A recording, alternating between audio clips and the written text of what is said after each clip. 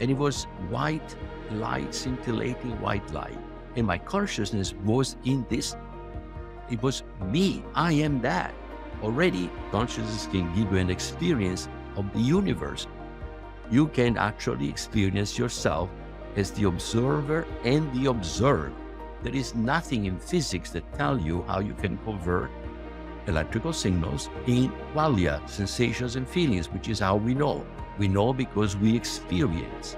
The signal in the brain is a correlate of something deeper that nobody has ever found out. Only now we have the beginning of a theory, which we'll get to much later. Everything is interconnected within one. And up until now, all I have described is a quantum field. But I've added, and one wants to know itself. So it is in the wanting. Wanting implies the capacity to direct its own self-knowing, free will. And consciousness is the capacity to know. To know itself, you must be capable of knowing yourself. How do you know yourself? By experiencing what you know. Classical physics is what you can say. Quantum physics is what you feel.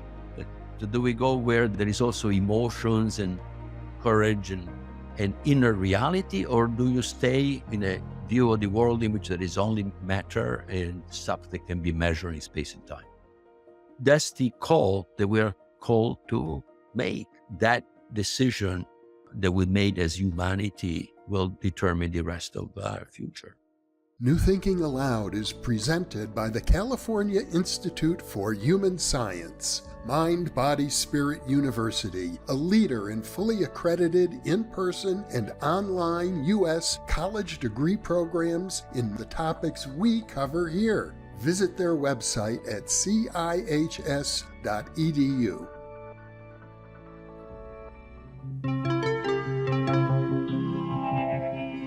Thinking Aloud. Conversations on the leading edge of knowledge and discovery with psychologist Jeffrey Mishlove.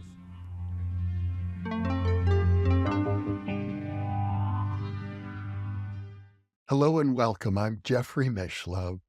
Today we are going to explore the journey from computers to consciousness, and my guest, Federico Faggin, is probably the foremost individual I could think of who has made that journey. In 2010, he received the National Medal of Technology and Innovation from President Obama. He is best known for designing the first commercial microprocessor, the Intel 4004. After that, he led the development of the Intel 8008 and 8080 microprocessors. Then he went on to found Zilog, the first company dedicated solely to microprocessors, and led to the development of the Zilog Z80 and Z8 microchips. He is the author of Silicon, From the Invention of the Microprocessor to the New Science of Consciousness. He is also a contributor to the anthology Artificial Intelligence versus Natural Intelligence, along with Nobel laureate Roger Penrose and others. His most recent book is called Irreducible: Consciousness, Life, Computers, and Human Nature. Federico lives in Northern California, and now I'll switch over to the internet video. Welcome, Federico. It is a pleasure to be with you. It is a pleasure likewise here. I feel like I've known you indirectly because, as we've discussed previously, back in the days when I lived in California, my closest friend was Dean Brown, who worked for you developing the Z80 microprocessor. Yeah, it did much of the software that we use in the development system, a necessary ingredient to allow the customers to use a microprocessor. You had to have an environment where people can develop and test the software. So he was in charge of the software development. Yes, wonderful person. He was also, among other things, a Sanskrit scholar. I helped indirectly facilitate his publication of his translation of the Upanishads. Wow, I did not know of this side of Dean at that time. I discovered that much later. At that time, I was a materialist myself. I couldn't care less about Upanishads or whatever you. It's, then there was a big switch in my life. Then it became very important. Just for the benefit of our viewers who may not be familiar with the development of the computer, could we just sort of briefly summarize your career as a materialist, engineer, scientist, and inventor? All right. Briefly, then I was born in Italy in 1941 and during wartime. And I grew up in the immediate post-war, a lot of rebuilding in Italy at that time. My father was a professor of philosophy and history at the high school. It's called Classical Lycée, where people study Greek and Latin and the important personalities of history. And I just wanted to build stuff. So I was the black sheep of the family in some sense. So I went to a technical high school. I did not want to go through the classical lycée. I wanted to quickly get to design and build things. So my first job was at Olivetti when I was not even 19. I graduated I was 18 in radio technology. So I could design things, these circuits and systems. And then I worked for Olivetti, which in that time was a major player in computers, but especially in office equipment, calculating machines, and so on. And in 1961, the entire year was spent in designing for about 60%. The rest of it was already done, and building for the 90% a small computer, electronic computer with the 4K by 12 of core memory, magnetic core memory. In those days, there was not integrated circuits yet. In 1961, they were just being developed. First integrated circuits commercial was 62. But anyway, so I was using transistors, which I never studied at school. I built this computer with 4 technicians that worked for me, and the computer worked. But then I decided to go back to study. I wanted to study physics to understand quantum physics, because I wanted to understand how transistors really work. And the transistors use quantum properties of crystals. And that was my specialty. And then I worked in Italy for a little bit. And then I came in this country in 68. I came in the US, Silicon Valley, in 68, working for Fairchild Semiconductor, which is the company that developed the first integrated circuits. In fact, the company that developed a process technology that was completely new. It was called planar process, because you could build many transistors simultaneously on the surface of a wafer of silicon. This was a completely revolutionary idea. It was due to a Swiss engineer that was part of the founding group of Fairchild. And this was the future, absolutely. So in 68, there was a technology called MOS technology that was just coming up. The first integrated circuits were sold in 1965, and they had lots of problems. I loved that technology. I thought that was the future. And so my job at Fairchild was to develop a better way to making MOS transistors. And that's the key invention that then allowed to make all the missing components to make a computer on a chip, like memories, for example. You couldn't do semiconductor memories in those days. They were too expensive. They would use too much power. They just was not practical. And microprocessors, there were too many transistors to integrate.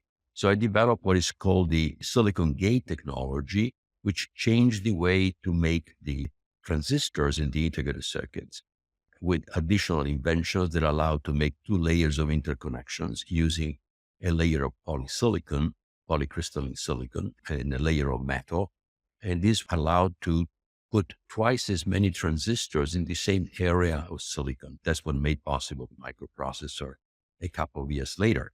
So this technology allowed also to make dynamic memories, because I reduced the leakage between 100 and 1,000 times. And so now you could do an occasional refresh of the memory while you were using the memory, where before you couldn't do it because you would have to refresh every cycle.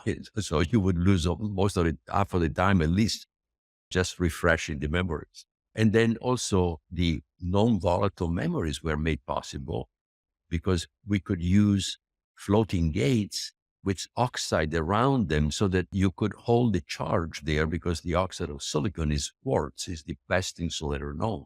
So all of those things were made possible that you couldn't do before. So the process was 5 times faster, twice as many transistors, much less leakage. You could do analog circuits that were very much limited by the leakage current, for example. So that technology changed the world. That made possible in 1970, 71, the first microprocessor, which I designed at Intel. Intel was formed by what was the CEO of the division, the semiconductor division, and the head of R&D. So they were the head of virtual semiconductor. They left and actually took the technology that I developed and made it their own. And so from that technology then came the early semiconductor memories. They were the objective of Intel, and the first and later microprocessor. I developed all the first 4 microprocessors of Intel. But Intel had not understood the potential of microprocessors. So the 8080, which was the first second generation microprocessor, which I invented and developed, that microprocessor took me 9 months to convince my bosses to let me do it. Not only did I invent it, but also I did it, but I had to struggle to have them give me the permission to do it. So I said to myself, no way. We lost 2/3 of the advantage over the competition, because I knew the competition was coming. And in fact, 6 months later, after the announcement of the 8080, Motorola announced their first microprocessor. And so now we had competition, and we squandered basically 9 months of advantage by just not paying attention. And so I started my first company. So I became an entrepreneur, which meant changing completely my life. I invented and designed the Z80 microprocessor, which was the first 3rd generation microprocessor, which really allowed personal computers. And the first personal computers used the 8080, but the Z80 was twice as fast and it had a lot more facilities. It was so much better. Of course, you can only improve yourself when you do something after having learned from the previous product. And so my career then changed, and I spare you the various phases, but the crucial thing that happened was in my 3rd company called Synaptics, I wanted to develop computers that learn using basically the neural networks, which were, just shortly before, scientists had figured out a way to do backpropagation. It's called backpropagation learning, a type of training of a neural network that would allow you to use 2 or potentially 3 layers of neural networks, which was a big step forward. And so, taking a hint from that, I said, okay, so now we can have hardware where I can have a synapse, which is the memory and also the computational element in the neural networks. One transistor, I can do a multiplication, in addition, store long-term, because I can use a floating gate device, store a long-term weight that is equivalent to at least 3 bits, but maybe more, which is sufficient for neural networks. And then we can get much more computation done, because I can put, in those days, hundreds of thousands of synapses in a chip, each being a multiply add. So I had hundreds of thousands of arithmetic units, in a sense, just with 1 or 2 transistors per unit. But unfortunately, I could never find an architecture that would allow me, with a few well-designed parts, to create all kinds of different neural networks. So every problem required a custom solution. So I had to move away from that, even if it was great.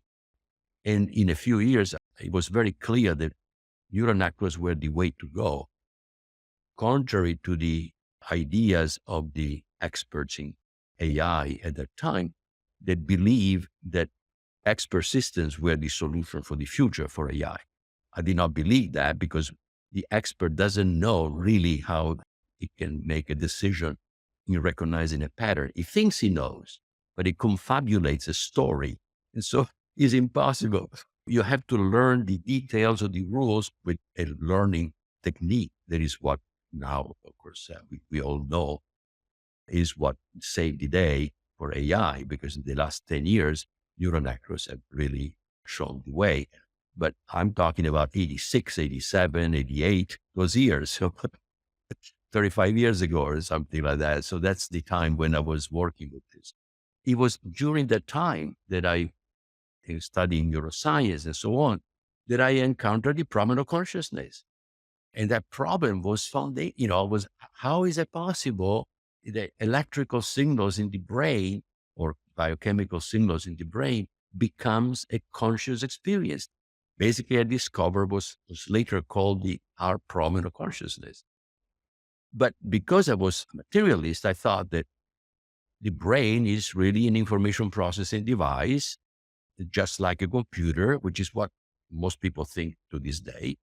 And so I should be able to program a computer to be conscious in some way, because obviously everything comes from matter. So consciousness must spring out of matter. That was the idea at that time.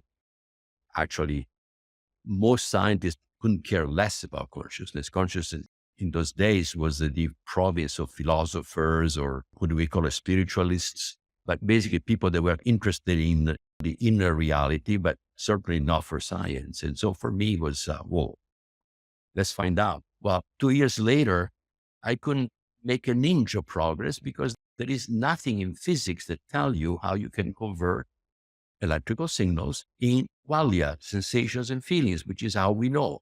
We know because we experience. We don't know because there is a signal in the brain. The signal in the brain is a correlate of something deeper that nobody has ever found out. And only now we have the beginning of a theory, which we'll get to much later. But I stop here because that was the beginning of my journey to understand consciousness, which then, through a extraordinary experience of consciousness, allowed me to understand that consciousness was much, much more than what I even thought. I thought it was very hard, impossible for computers to generate sensations and feelings. But that experience told me that there is an infinite step to make to go to what actually consciousness can do, because consciousness can give you an experience of the universe. You can actually experience yourself as the observer and the observed. That's mind-boggling.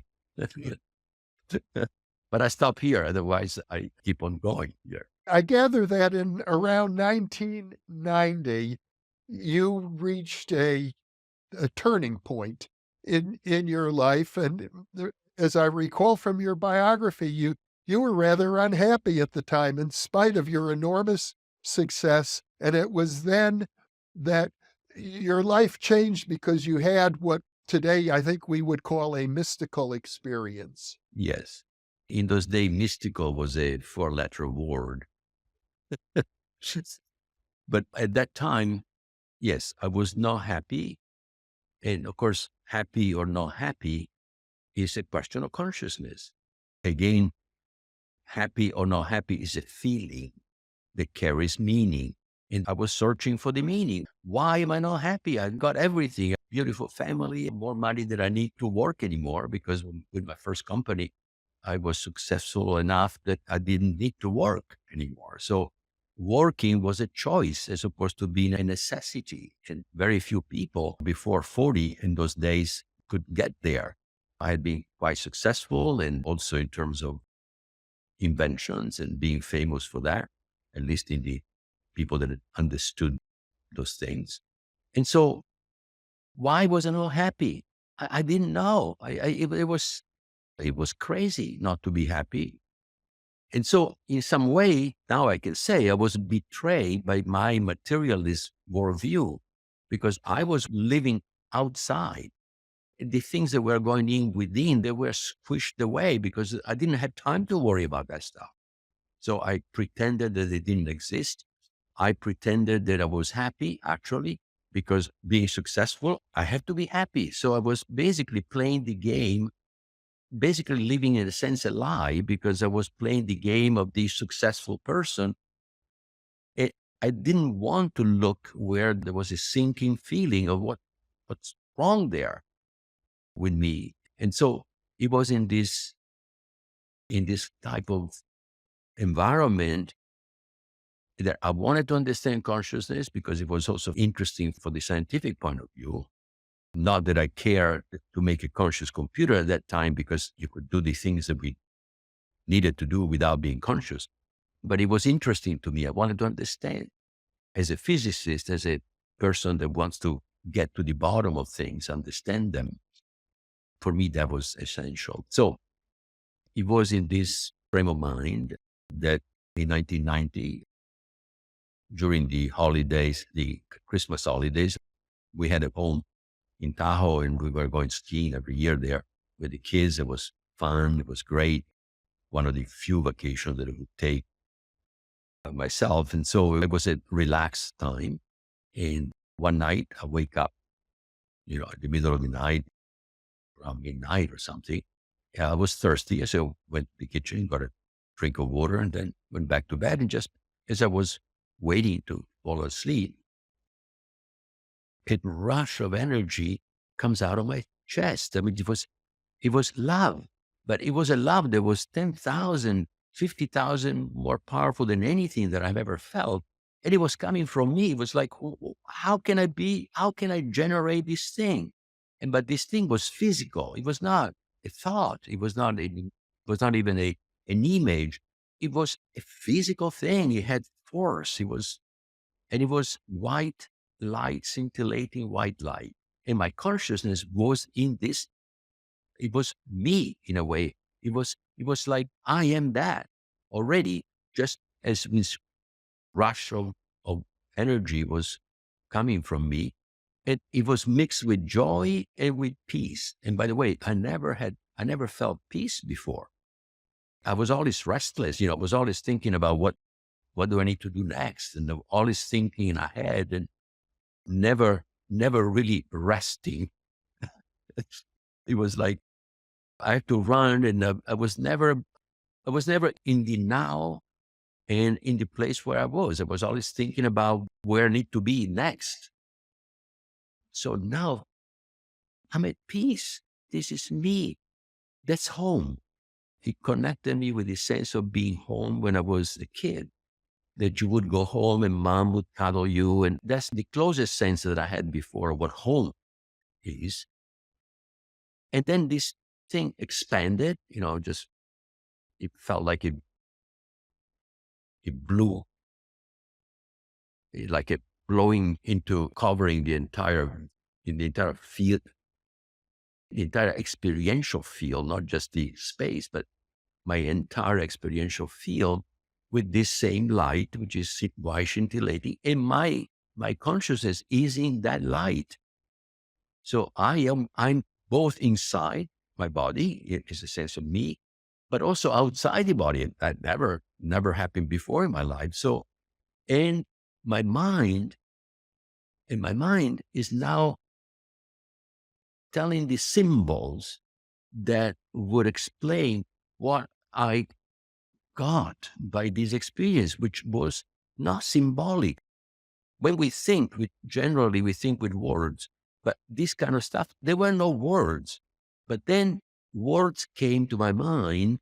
So now I can tell you that now I can understand what happened. It's like when you capture an invention and you begin to translate that in symbols, but the invention goes beyond symbols. It's not made of numbers. That image, that stuff, qualia, are not numbers. Then symbols can become numbers. They can be represented by numbers. But qualia is not a number, nor even a series of numbers like a vector, for example. Cannot be, because it has qualities that cannot be in a number. For example, the love that I feel has depths that I know that there is more to know about that love.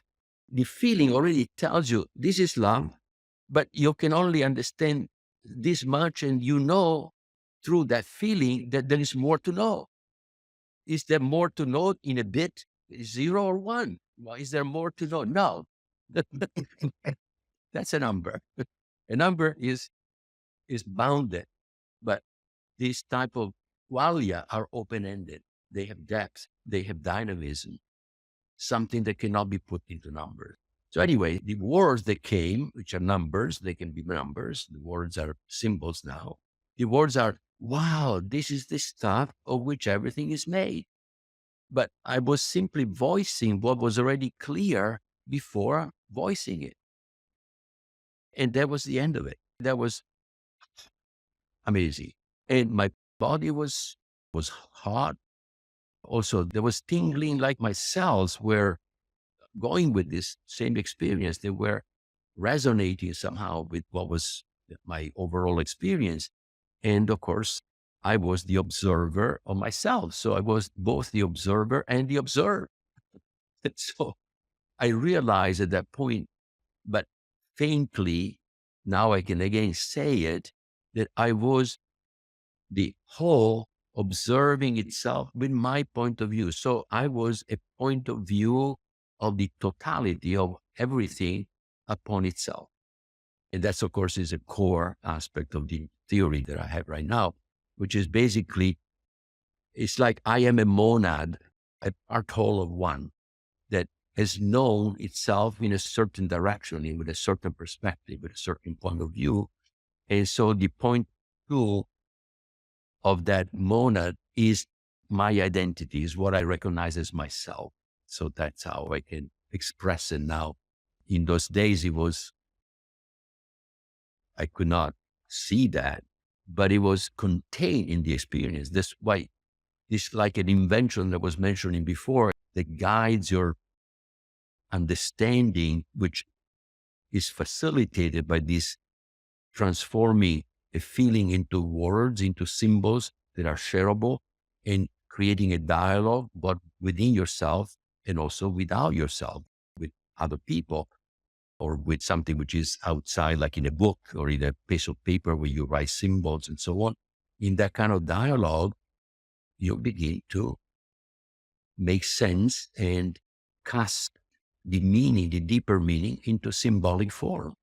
And so that was a turning point for my life, because after that, my life was not the same. It was clear that my idea, basically what scientism is telling now, materialism is telling now, the idea that we are separate from everything, and also that you can box in things, what is called reductionism, where you pretend to be able to separate things from other things, that stuff must not be right.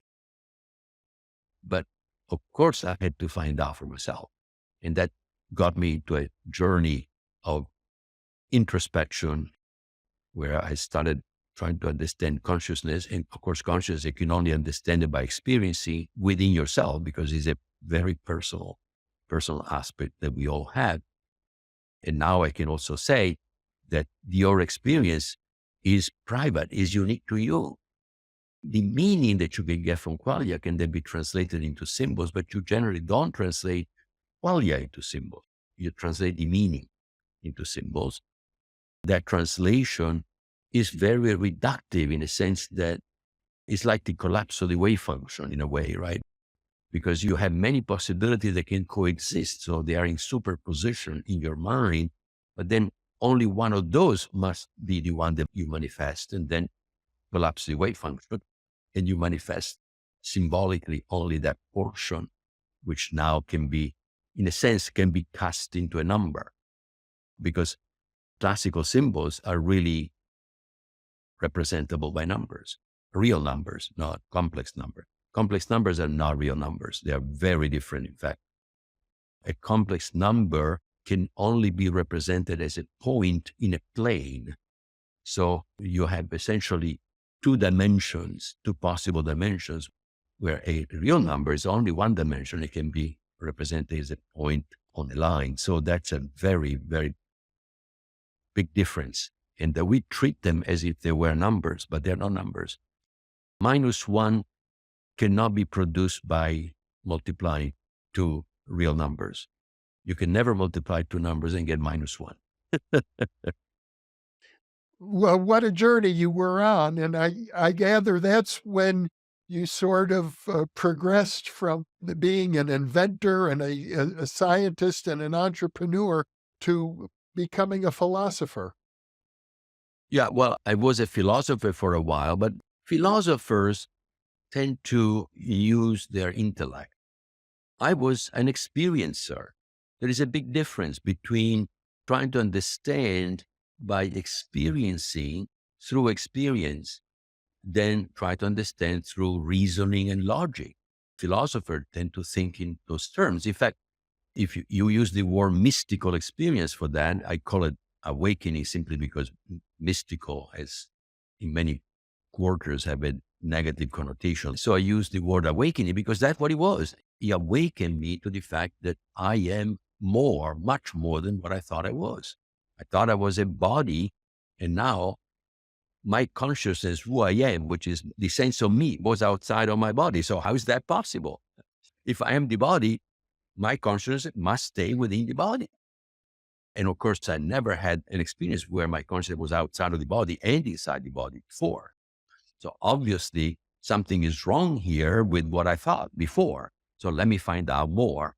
And it took me 20 years of working about 30-40% of my time. It's more than my spare time that I spent for 20 years to arrive at a tentative conclusion or to a hypothesis that consciousness and free will must be fundamental. They must exist from the beginning of time.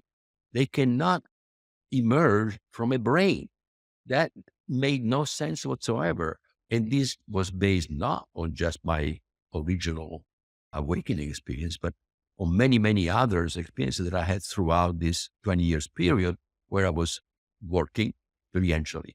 So contrary to a philosopher, which is driven by reason and logic, I was driven by my own experiences and tried to explain my own experiences with a theory, with a way of thinking about how can this happen, how can reality works, and trying to use my knowledge of physics, especially quantum physics, that has properties similar, but at that time I wasn't yet able to see the complete connection. So I was trying to explain what I was experiencing with what I knew also of physics. And it was through this process that I arrived to the conclusion that consciousness must be foundational. And then I decided that's it. Now I want to join the inner and the outer, the interiority with the exteriority, spiritual with physics, combine the two seamlessly because that's my experience. When you're both inside and outside, there is no separation. And of course, I restudy quantum physics, realize that quantum physics is actually saying many things that are only consistent with consciousness and not consistent with classical physics. In fact, almost nothing is consistent with classical physics that quantum physics is saying, or the deep things that quantum physics is saying. So for me, then, this started a process where I told myself, okay, now this is foundational. This changes the way that we know ourselves. And if we change the way we know ourselves, we can change the world. Because when you are a part whole of one, of the totality of what exists, then competition has no place. At this time in your life, did you begin to explore spiritual traditions or engage in any spiritual practices? Oh, yeah, certainly. I mean, one of the first things that I did was meditation, for example. So I've gone back to the holiday vacations were between 1990 and 1991. So the 1991, I looked for a transpersonal psychologist. I wanted to get a sense of what happened to me. And I did not go to a psychiatrist. I went to transpersonal psychology. And that person guided me, began to tell me what happened to you is something that's happened in history many times. And so basically, she helped me the first steps and she gave me some books to read. And I think one of the early books that I read was the Tao Te Ching. Now I can actually say that with the new theory that I have, the Tao is actually saying exactly what quantum physics has been saying. The Tao starts by saying the Tao that you can say is not the eternal Tao. No, I'm paraphrasing, but that's the essence of that first verse. So in other words, the feelings that you have, the inner reality that you experience, once you put into symbols, is no longer the experience. It's already reduced. Okay. So the quantum state that represents qualia, now in the new theory, the quantum state that represents qualia can only be known from within the system, the field that is in that state, can only be known from within. When it's put into symbols, you are reducing dramatically what you can say about what you know from within. In fact, there is a theorem in quantum physics called the Olivos theorem that says that, first of all, the quantum state cannot be reproduced. You cannot make copies. You can make copies of bits of the program and the data of a computer, but you cannot make a copy of a quantum state. There's a no cloning theorem. It means you cannot copy it. And then if you make a measurement, the maximum information that you can get is 1 bit per quantum bit. And the quantum bit represents an infinity of possibilities, not 0 or 1. An infinity of possibilities. Not only that, but the quantum bits are entangled, which means that they have properties in common that you can never know. You can never know. And when you make a measurement, then for every quantum bit, you can get a bit, 0 or 1. And that's exactly, if you think about yourself, think about expressing in symbols the love that you feel for a child. I mean, you can say wonderful words, but how far can you go in actually expressing what you feel? Very, very little. And that's why we have poetry, why we have art, because we want to go beyond what is possible. With symbols, you can hint. The symbols become only pointers to an inner knowing that if you succeed, the other person can actually recreate within himself something very close to what you feel. If he already has feelings like the ones that you have, if he already has within meanings like the one that you have, otherwise there is no way to communicate. So it's amazing when you think about it in those terms that the Tao already understood this. Basically, the difference between classical physics is what you can say. Quantum physics is what you feel.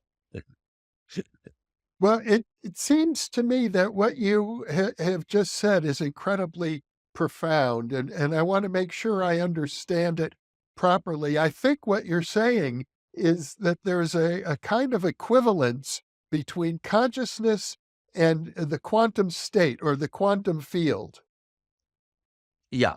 In the theory, the formal theory that I have developed together with a authority in quantum information, is a professor of theoretical physics in Italy. His name is Giacomo Mauro Dariano. He is the physicist that, together with many of his students and other collaborators, has actually shown that you can derive quantum physics from quantum information. So quantum information is even more fundamental than quantum physics from a theoretical point of view. So this work was done, I had nothing to do with this work, but about 10 years ago, 15 years ago, it was clear to me that information had to be connected to meaning. In physics, instead, information is just a probability of something manifesting. That's it. It's connected just to a probability of something manifesting or not. So that's it. And so there is no meaning in the concept of information in physics or in technology. Shannon information is the beginning of information theory. In 1948, Shannon defined the quantity of information as the co-logarithm of the probability that a certain symbol manifests in the series of symbols that you are watching, so to speak. So the more probable is that symbol, the less information it has.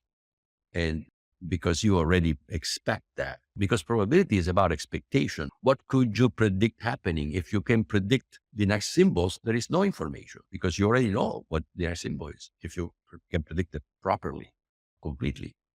But if the next symbol that happens is a complete surprise, something that you've never seen before, that's infinite information because it's something that never happened before. So creativity is infinite information in that sense, because there is a symbol that essentially never appeared before.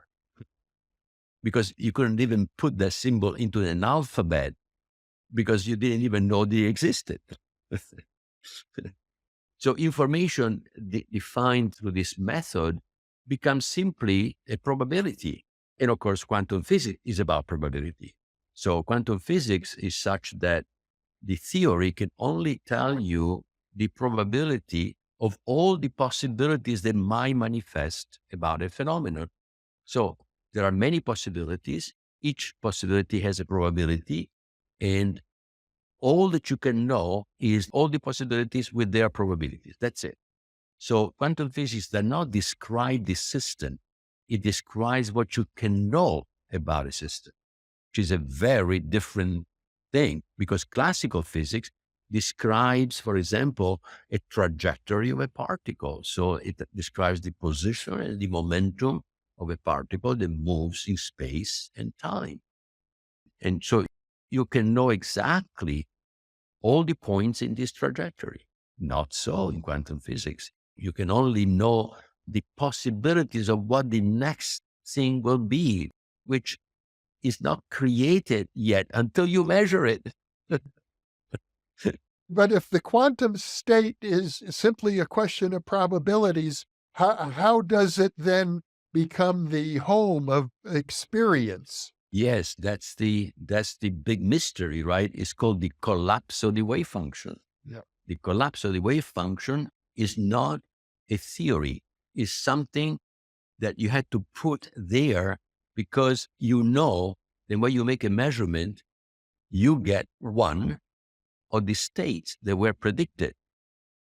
It may be the most probable, but it doesn't have to be. So it can be any one of the possibilities where, as long as probability is greater than zero, probability goes from 0 to 1. As long as it's greater than zero, anything that is probable can happen. But why does that thing happen and not the other thing? That there is no answer. There is no algorithm. There is no law that tells you.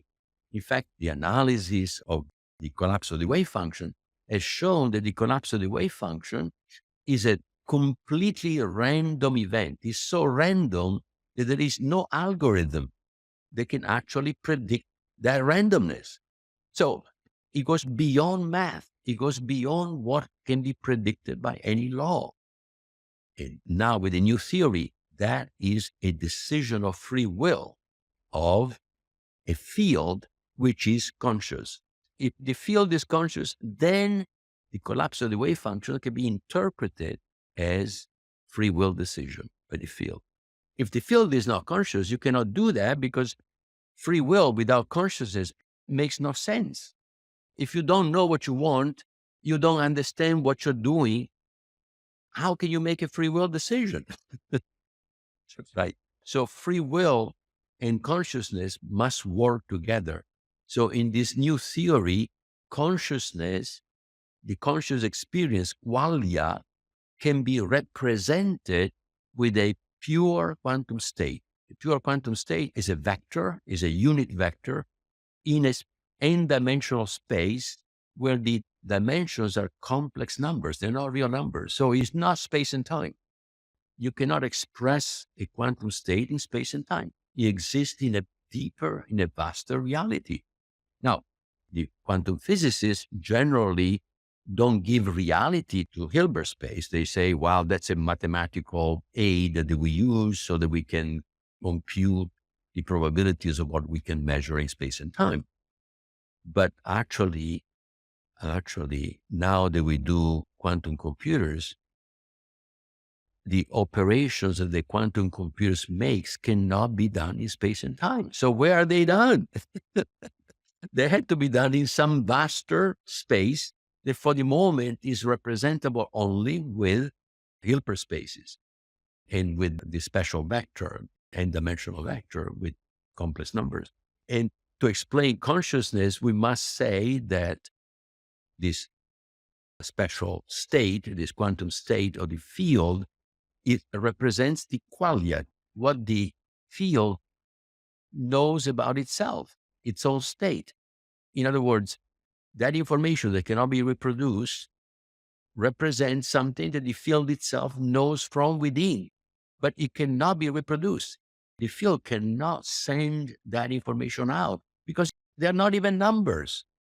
As I mentioned before, it's represented by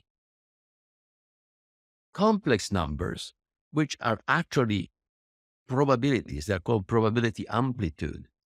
That number multiplied by its complex conjugate gives you a probability. That's what that representation is. So it's a possibility. So that stuff can only be known from within. And now that field then is conscious, because we start with consciousness. We have to say consciousness must exist, must be fundamental, must be there. There is nothing that can ever explain consciousness because consciousness is the beginning of the universe that knows itself, has to be there from the beginning. And so is free will. If you don't start there, you will never be able to explain why those things happen with something that doesn't have those properties. They are foundational properties. You cannot get consciousness for something which is unconscious without consciousness. You cannot get free will for something that is deterministic or something that doesn't have free will. So trying to explain something with an emergent property is nonsense. Is nonsense. You cannot get more from less, but you can get less from more. May I try to paraphrase some of what you said? When we talk about the quantum field or the quantum state, I think you're referring to Schrodinger's equation. It's sometimes referred to as psi.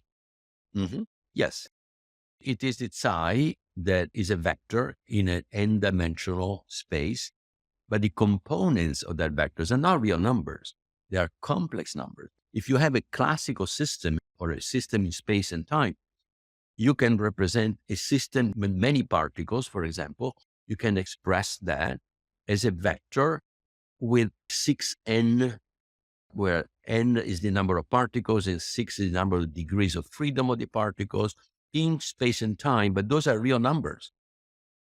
When you put complex numbers, the game completely changes, and especially when those numbers, complex numbers, do not represent position and momentum. They represent a quantum state, which is a probability. And you've referred to Hilbert space, which to my understanding is a space of infinitely many dimensions. In the mathematical definition, n can be finite or infinite. But the crucial thing here is that even at one electron, to represent one electron, is one thing to say a classical system with n particles, you need 6 times n number of components in the vector. But because you have n particles, but in the case of an electron requires a vector that could be even infinite dimensional to be represented.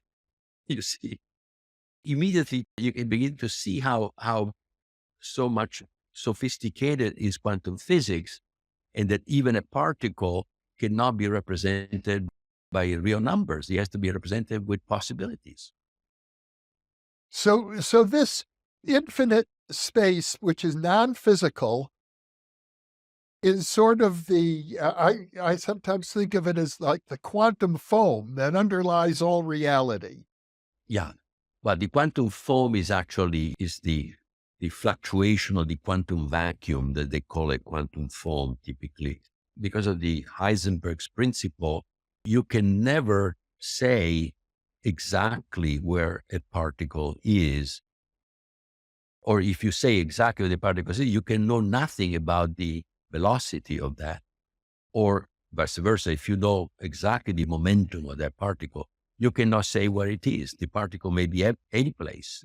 So what the Heisenberg principle is saying is that basically you cannot specify with real numbers both position and momentum. You cannot get it with real numbers. The only way that we have so far is to use complex numbers, but then the complex number do not represent actual positions. They represent probability of possible positions. And so it's a completely different chain, is a very different way to understand reality. But why? Because reality is created. In other words, the collapse of the wave functions is a creative act. Now, in the conventional way that physics looks at this, that is a random event. But in the new way that Dariano and I look at this, we say, no, that is a decision of free will of the field that manifests that electron in that position as a manifestation of its free will. So there is no more randomness. The randomness goes away because there is meaning. You start with meaning. You start with an inner experience. So this new theory explains quantum physics as the theory of the inner reality of the universe. The universe has an interiority that has not been seen before because we only try to explain what we can measure. But what we can measure is determined by an inner reality, inner communications that go on behind the veil of space and time.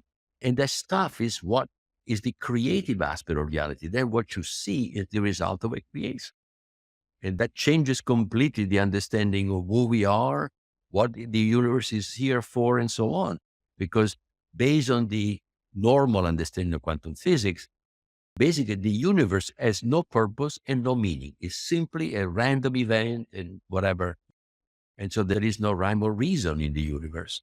Well, the moment that you say consciousness and free will exist in those fields from the beginning, all of a sudden you immediately can explain also why we are conscious. We are conscious because we are the ones that have created, in a way, collectively, we have created this reality, interacting with each other. And so it changes the entire ethos and the entire idea of who we are. And therefore, with that, we can actually change the world, understand that we have to cooperate, not compete, to change the world that we have. And not because of some religious principle, because that's the way it works. The reality that we can measure emerges from a deeper reality that we cannot measure, but we can actually know from within. But each one of us knows that reality from within itself or herself. And so in order to create an objective reality, we need to use symbols that have a common meaning. And then we have something which appears objective, but is really partly subjective and partly objective. And you know that very well because a word that I use myself for you has similar meanings, but not exactly the meaning that a word has for me. So would it be fair to say then that my experiences, if I experience the sound of your voice or the color red or the smell of a rose or the love I feel for my family, those experiences actually, they're not in my brain. They are outside of time and space. they are outside of time and space. They are in the field that is you. And you are not the body. And the experience is within the field, knowable only by the field. What can be known from outside is only what you can express symbolically. Because what you feel, you are the only one to know. And it is in our everyday experience. That's why when we have sophisticated feelings, we cannot even use words. We have to use art. We have to use some other music, some other form to convey that deeper meaning that escapes the limitations of words. And of course, that's why also written words are the worst, because you have collapse a wave, which is the sound, which is a wave. You have collapsed that wave into a symbol, which is static, that contains none of the prosody, none of the emotional meaning that we put into the sound, just like now I'm doing, or the gestures that I make with my face. Those are all cues that we use to communicate much more than the words can communicate. And that's one of the problems, for example, kids today that only text. They don't even talk to each other. They text. Text, 90% of the information is gone because you only read the words. But when I say, I love you, that's very different than I love you. Same words. I can have an infinity of meanings with the same words by the way I pronounce them, right? So words are dynamic symbols. Words that are written are static symbols. And we have a similar analogy with information, which is something that came to mind a few years ago, called live information. Live information are the particles, atoms, molecules that interact quantumly in space and time. They are excited states of the fields that exist in space and time, and they are symbolic, but they interact quantumly. So they are not like the classical symbols of a computer that interact classically. So they are just like the words. They are a dynamic symbol, and they are universal symbols because electrons are the same everywhere in the universe. Protons are the same everywhere in the universe. You see, where classical symbols are structures made of a collection of live symbols, these atoms and molecules and so on, that are not combined coherently. They are an incoherent assemblage of those symbols that behave deterministically in space and time. But the live symbols do not behave deterministically. They are quantum and classical. They straddle both the quantum, the pure quantum, which cannot even be expressed in space and time. It requires n-dimensional spaces. They describe the inner experience, and the outer experience, which is what the body senses. The sensory system is very sophisticated because our sensory system responds to basically classical information, shareable information in space and time.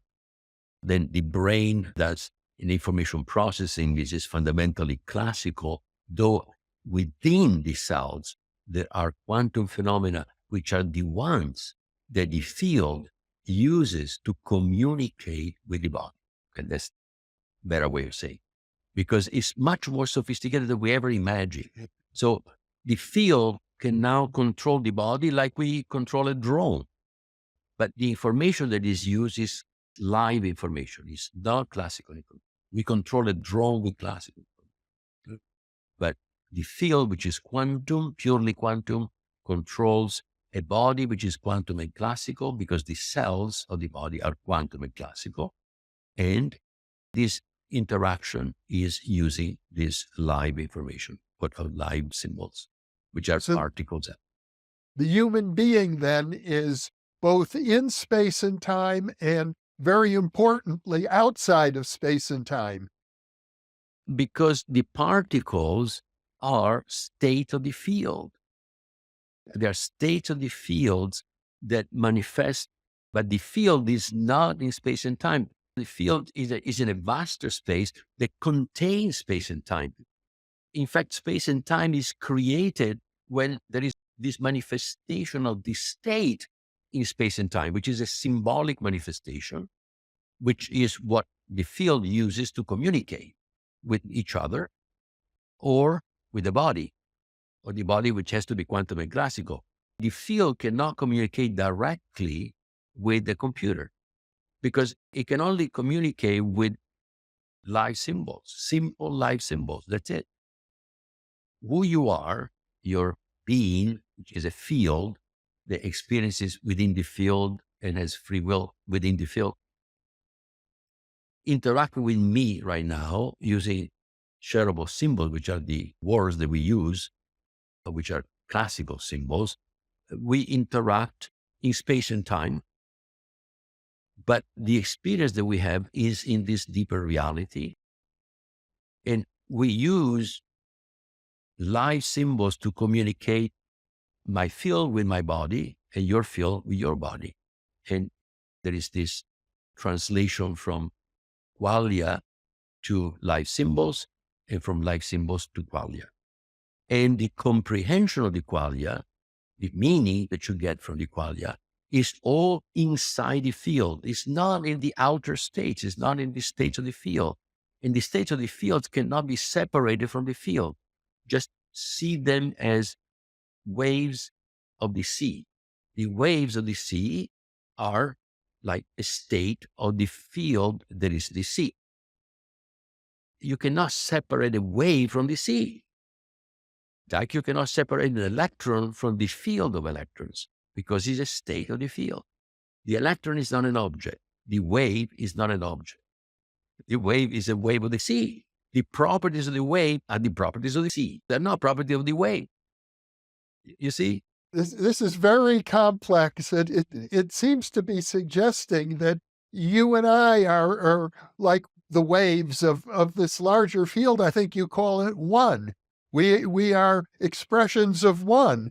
The field of fields is one. In fact, one is also the one that generated these fields as parts whole of itself. Each field has the potentiality of one, the potentiality of the whole, of the whole. Just like every cell of our body contains the genome of the entire body. The genome of the egg that created the entire organism is copied in every part. So every part has the potential knowledge of the whole, and the whole in this case is the body. Okay? So look at that. This holographic principle is valid also in quantum classical systems like bodies. It is not valid with classical computers. The transistors inside the computer are simply switches on and off. A transistor knows nothing about the whole, the computer and its software. For example, an electron is three things simultaneously that cannot be separated. Is energy, is matter, and is information. But you cannot separate them because it is an elementary particle. A computer is made of three things: hardware, software, and power supply. Exactly. The power supply is energy, hardware is matter, and software is the information.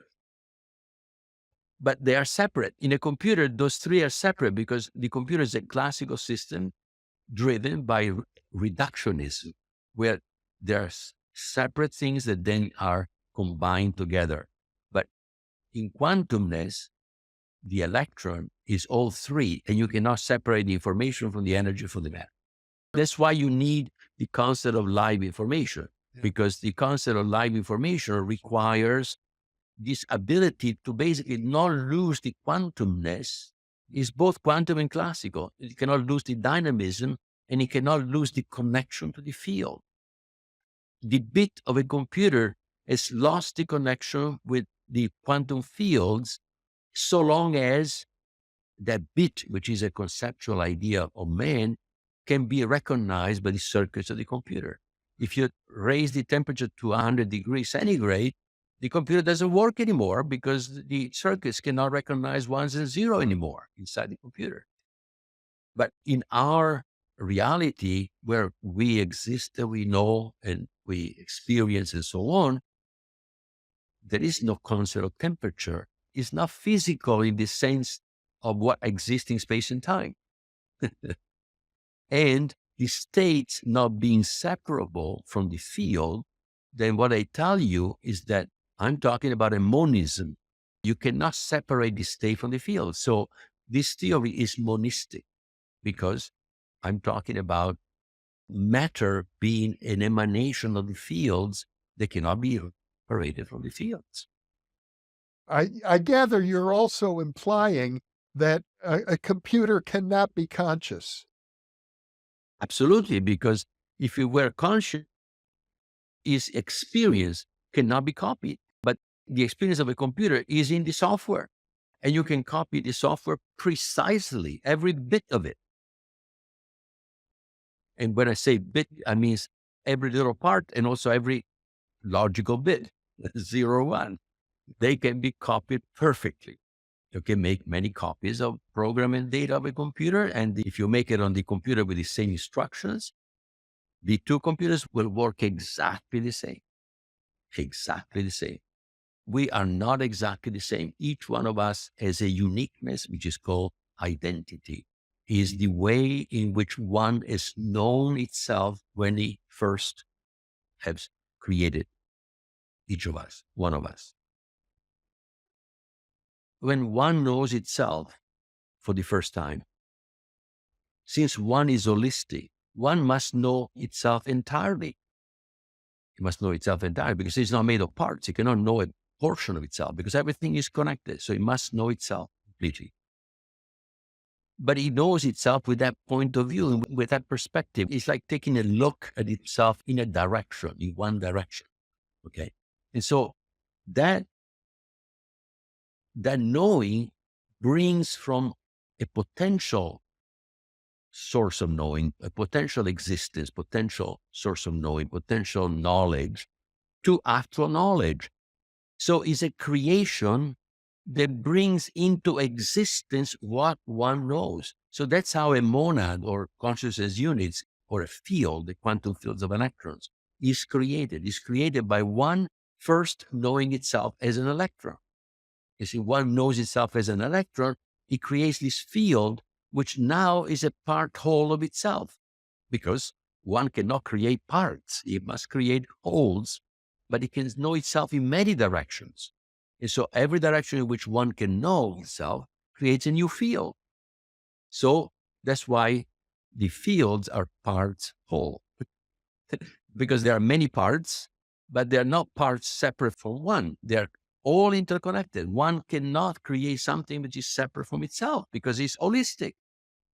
This might be a good time to introduce a term which I think is unique to your theory, satiety. I hope I'm pronouncing it correctly. Yeah. Say it. Basically, selfhood. I use that term to replace self because self has so many different meaning depending on the religious connotations or psychological connotation or whatever you. And it refers to a field. So it doesn't refer to a thing, to a limited thing. It's a field. It's a field of potentiality that can know itself. It's just part whole of one. So it's a field, but that has consciousness and free will. So it's just like the field of electrons, but with added consciousness and free will. The field of electrons in physics has no consciousness, no free will. So it's just a mathematical abstraction that is used to make predictions about what you measure in space and time. But in this theory, a field is an entity conscious with free will that wants to know itself, just like one wants to know itself. In fact, it is in one wanting to know itself that it creates what it knows. So also, knowing and existing are two aspects of the same thing. Knowing and existing. When one knows something new about itself, brings into existence what it knows from a potentiality, which is one is potential existence and actual existence. The potential existence gets transformed into actual existence. In this view, the more one knows itself, the more entities it brings into existence. And those entities then, in turn, want to know themselves because they are parts whole. They have all the characteristics of one. They're like son of God. But I don't want to use this terminology, which is religious. If knowing is foundational in the nature of one, the postulate, fundamental postulate called the postulate of being, starts by saying one, the totality of what exists, so that's the definition of one, is dynamic, holistic, and wants to know itself. Dynamic means it's never the same, instant after instant. Holistic means it's not made of separable parts. Everything is interconnected within one. And up until now, all I have described is a quantum field. Quantum fields have exactly these properties. But I've added, and one wants to know itself. So it is in the wanting. Wanting implies the capacity to direct its own self-knowing, free will, the capacity to direct your experience, direct your self-knowing. And consciousness is the capacity to know. To know itself, you must be capable of knowing yourself. How do you know yourself? By experiencing what you know and by bringing into existence what you know, you see? So all of a sudden, all the complicated concepts that we struggle, what do you mean by existence? What do you mean by this? They become a way that you can explain them that makes a lot of sense, because the longing, the deepest longing that each one of us has is to know who we are, to know ourselves, to know the other like ourselves. When we are really in that most pure form, we want to know who we are. We want to know what is going on here. What is the universe? What is my relation with the universe? All of that is about knowing. Even science is about knowing. But science is limited to knowing what you can measure in space and time, and also with the mindset to take advantage of what you know. But to know yourself purely is to enjoy who you are, to love what you are, to love the other. It goes beyond what today's science considers part of science. But that's why when you combine the two, then science is no longer separable from spirituality. The fact that we have inner experiences, the fact that we know from within, the fact that there is a reality that for the moment, the scientism has denied existence, because all that exists is what you can measure in the brain, for example, or in space and time. If you start there, you will never be able to explain why there is any reality. Why should there be a reality? If all that exists is what exists in space and time, but then why do you need an n-dimensional space to explain what exists in space and time? Why do you need to do that? Why do you have indeterminism when you claim that everything is deterministic in classical physics, which is partly true only, is true up to a point?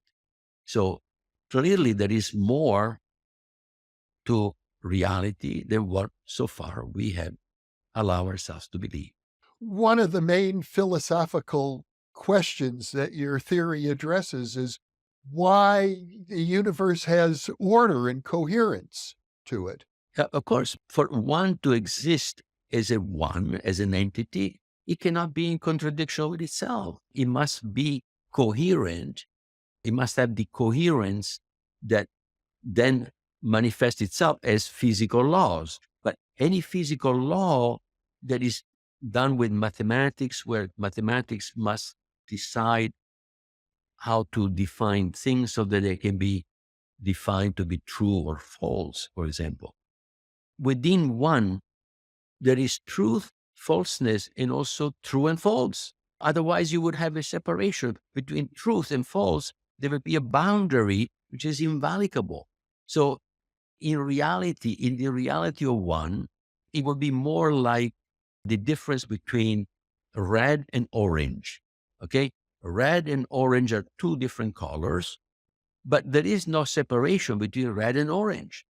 There is a region between red and orange where it's both red and orange, because you say to you is orange, to me is red, or vice versa. And so then far away from that border, yes, red, and we all agree, that's orange, that we all agree. But because there is no separation, because everything is interconnected, you have to have something that is also true and false, or neither. So you see, when we say one is holistic, we are forced to deal with what it means where everything is interconnected. And you know what interconnects everything is the quantum entanglement, which has been taught tooth and nail by science, by scientists for the longest time. It took 80 years before everybody had to agree there is entanglement. Yeah. But the first time that it was mentioned, Schrödinger was the first one that understood it. And then Einstein, right after, he wrote a paper, 1935. And then most people agree with Einstein. How could Einstein be wrong? Quantum physics must not be complete. That's the conclusion. There must be hidden variables somewhere. We just don't know them, but nobody could test it. And so nothing happened for a while until the first experiments showed that, wow, it looks like there is entanglement. Einstein is wrong in thinking that entanglement couldn't exist. But then at the moment that this happened, then, oh, but you made a mistake in doing the measurement. You didn't consider this. You should they do it this way? So we went on for another 30, 40 years until all the loopholes were answered. There is entanglement. Every time there is entanglement. Now science accepts entanglement, but cannot explain why it exists because it shouldn't exist. In the worldview of scientism, there it cannot be any entanglement. And entanglement is what connects everything from the inside. In fact, it's the more fundamental aspect of reality is entanglement, not when you're not entangled. Well, as a parapsychologist, I'm very intrigued by the point that you make that of the no cloning theorem. We can't duplicate. I can never know exactly what your experience is. It's private to you, but we're entangled. So I have a partial understanding. Yeah. This opens up a completely new way of looking at things. And also, you understand why there has to be entanglement, why there has to be pure states, why there has to be privacy, because we know that our experience, I cannot transfer to you the love that I feel. Or even you say red, I say red, okay? But in fact, what you feel, the feeling that you call red and the feeling that I call red, I have no way to know. For you, red could be the feeling that I have for blue, for what I know. You see what I mean? But we can never find out. We cannot find out. I have to rely on what you tell me about your inner experience and vice versa. So I can never prove, just because you tell me I am conscious, for example, I can only presume that you are conscious because I know that I'm conscious. I can tell you I am conscious with cognition that I'm conscious because I know what it means to be conscious. But if a computer tells you I'm conscious, are you going to believe the computer? You cannot prove it's not conscious other than by knowing how it works. So by knowing how it works, you know that it cannot be conscious because consciousness has privacy in its experience. And the computer has no privacy whatsoever. Everything in the computer is knowable. I gather one of the aspects of your theory, coming back to the concept of the satiety, is that there is likely a hierarchy of satiety. Absolutely, yeah. Satiety is then combined. And the symbols of an electron are very different than the symbols for a proton, right? So now, when the field of electrons start communicating with the field of protons, they want to know each other because the field of protons is a part whole of one, just like the field of electrons. And so for the field of electrons to know itself, you must know the field of protons and vice versa. So there is a mutual attraction to want to know each other and work it out. So by exchanging information through symbols, the symbols that they use are the way in which they can express what they feel and also what they feel about each other. Eventually, these two fields can create a joint state which has the same meaning. It's not the same qualia necessarily. The qualia is not the right place to go. It's the meaning of qualia. So the meaning of qualia for the field of electron is the same as the meaning of qualia for the proton fields.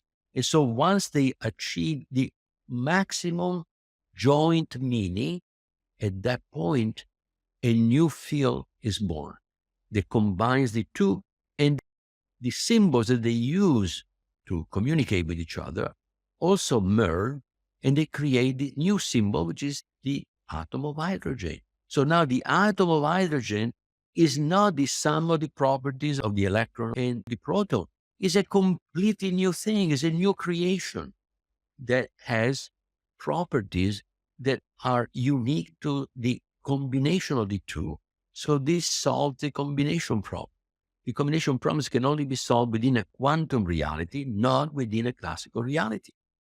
So now the atom of hydrogen, having properties that are not the sum of the properties of the parts, is actually a field of fields. How can that happen? Well, because a field of electron can actually filiate another field of electron with that particular knowing. It combines with the affiliation of the field of proton. And those two fields then combine and create a new field, which is a different hierarchy of fields, goes beyond the two. And that is the way that you create fields of fields. And you have to have fields of fields because in physics, since the electron is a state of the field and the proton is a state of a field, when the two combine in an atom of hydrogen, they must have another field. It cannot be the same field. You cannot separate the states from the fields. You see, if you could separate the state of the fields, like when we were thinking in the past with particles are objects, then of course you didn't have to do this. Once you have particles are really states of the field that cannot be separated from the field, then you have to have a method by which two fields can combine and create a new field. And that's exactly what this explains. Also, the fact that we have hierarchies of electrons, protons, nucleons, and atoms, molecules, macromolecules, and blah, blah, blah. And we keep on going. Now, our body is a symbol, but a symbol that is controlled by a field, and a field that controls the body as a symbol is, I don't know, 1,000 levels in hierarchy above the elementary particles. I'm just throwing a number, but a huge number of levels above the level of the elementary particles. Yeah. So a satiety, by your definition, as I understand it, is a conscious agent. Yeah, it's a conscious agent with free will, and it's not an agent in the sense of a limited thing, because conscious agent, one thinks a body is a conscious agent. No, the body is not a conscious agent. The body is a symbolic structure that has no consciousness. A conscious agent is a limited thing, and then they do stuff with each other, but even a limited cannot be conscious. A field is potentially infinite. A system that you can put boundaries around cannot be conscious. Consciousness is a property that only fields which are of a unlimited extent, which you cannot put boundaries. Those concepts that we use when we consider systems in space and time, those are all inappropriate to explain things that exist in this deeper reality where these conscious fields with free will exist. So when you referred to the field of electrons and the field of protons, I think you were referring to them as satiety, that in some sense they are... If they have free will and they are conscious. But in physics, they don't have free will and they're not conscious, right? So that's why I have to use the word satiety to distinguish them from what physics is talking about. Otherwise, we get confused. So when I use satiety, I intend a field that is consciousness and has free will. And that for the time being can be described with quantum fields of what we know with quantum physics. But we may have to go beyond what we know with quantum physics. In fact, I am sure that we have to go beyond. Why? Because the formalism of quantum physics can only represent qualia. It cannot represent comprehension and meaning. So comprehension and meaning requires new physics to be explained. And in fact, we know that we need new physics because the physics that we have today cannot even join into a unified field, general relativity, with quantum physics. So general relativity, quantum physics, one is 17 fields, the other one is one field, but that field cannot be joined, cannot be combined into a meaningful whole with the other 17. So we need to go beyond.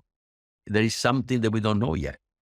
And I suggest that not by starting with the concept of space, time, matter, and energy that we have, traditional concept that we have, by going beyond those, starting with principles that have to do with knowing and self-knowing and what knowing is, consciousness, free will, those principles, then we can create the proper concepts of what then becomes space, time, matter, and energy the way we understand them now, but they are derivative concepts from deeper principles that have to do with knowing the universe that knows itself. So to me, that's a complete change of paradigm. Because if you start with space and time the way it's defined by general relativity, you end up with the block universe. You end up with a construction which doesn't make any sense. So we have to go beyond that. This is all a lot to digest. And I think I think this might be a good place to pause. Yeah, that's fine. To take it all in. I could pursue it, but I feel like I'm already getting overloaded. This theory changes so many ideas that we have about reality that you have to ponder it. That after you have assimilated what I'm saying, then we can talk again, see where else can this go? Because I've been thinking for 37 years about this stuff since I was thinking about consciousness, and then it was couple of years, 2 or 3 years before the experience of awakening. And then from that experience of awakening, that became a main occupation that has become since 2008. So we're talking about 16 years or so, is full time. And so I have been thinking in all possible angles in which I can understand the interaction of these parts. And it makes sense. This theory can explain everything that physics explains because it doesn't change anything fundamental about what physics is saying in terms of the equations, in terms of all the experiments that we know that we can measure, the things that we can measure and so on. It seems to me that what you're endeavoring to accomplish is a unification of the most sophisticated thinking in modern physics with ancient philosophy. The Vedas, the Kabbalah, the Pythagorean theories all seem to start with consciousness. Absolutely. Absolutely. And it's a welcome change because this creation of two silos, the spiritual world that doesn't talk to physics, to science, and science that doesn't talk to the spiritual world, that separation must be healed. And it must be healed by recognizing that consciousness and free will are the real stuff that out of which everything comes out. Not matter that creates consciousness.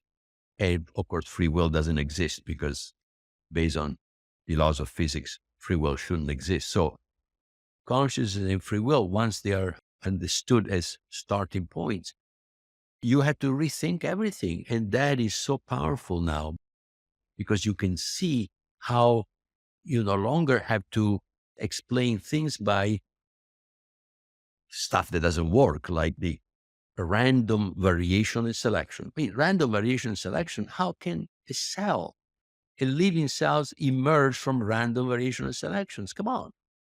It's impossible. It's just forcing it because we got to say that because otherwise we have to go in a place we don't want to go. But frankly, nobody has been able to explain how the first cell was put together by random variations and selection. There are variations and selections, but not random variations and selection. So there is evolution. I'm not a creationist at all, but the variations are due to the quest for knowing self of the fields and the fields of fields, which are what drive evolution. So evolution is driven by the desire, by the longing for knowing itself of one and all that one has created, all these creatures which are fields, they are parts all of one. So this completely changes the landscape and allows you to accept realities that now we cannot accept. As scientists, we cannot accept that there is interiority. Interiority must be an epiphenomenon of exteriority, because we claim that only exteriority exists. Only what exists in space-time exists. But if you start there, you can never explain the things that matter most to us. So do we want to eliminate that just because we want to stick to a principle which has shown itself to be not completely right? That principle is okay to explain the material stuff that we have studied until recently, but there is more to material stuff than what we think there is.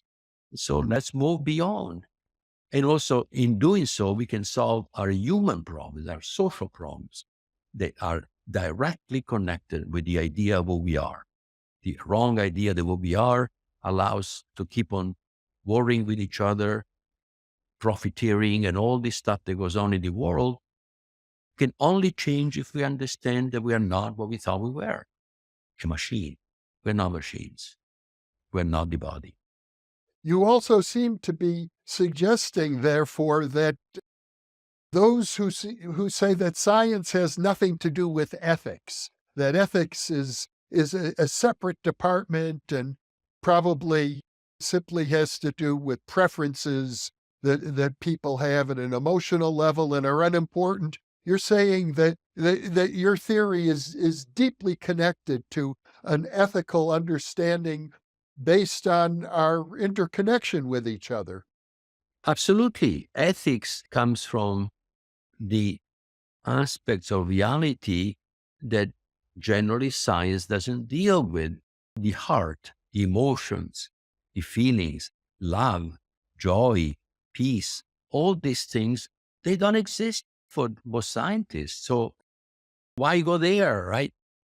Courage, the ability to make a free will decision that go against even your own self-interest, because it is driven by a deep sense of justice, a deep sense of what is good for everybody instead of being good just for you. So the way the principle of life is used today is basically to justify egotistic behavior, selfish behavior, because the survival of the fittest, what is that? I define myself as fitter than you, and so I'm justified, because I say that I'm fitter than you, to screw with you. Sorry about the word, but you know what I mean? This is insane. This is what will drive us to self-extinction if we keep on doing this. We cannot survive as a species if we don't change the idea of who we are.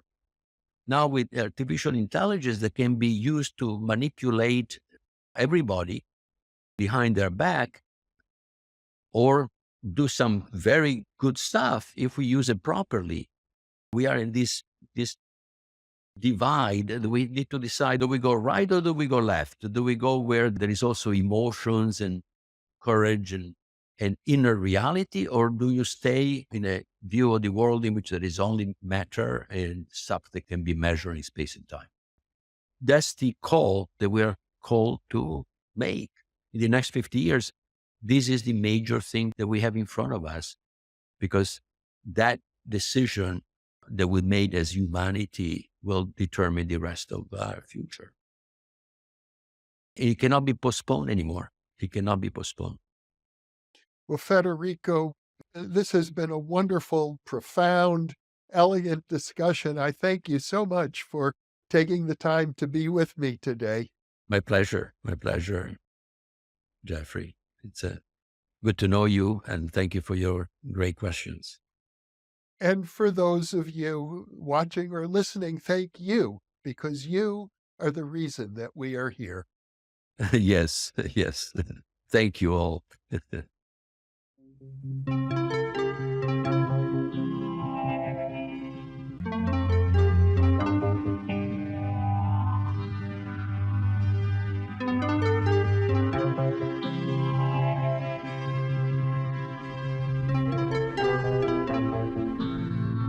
Book 3 in the new Thinking Aloud dialogue series is UFOs and UAP, Are We Really Alone?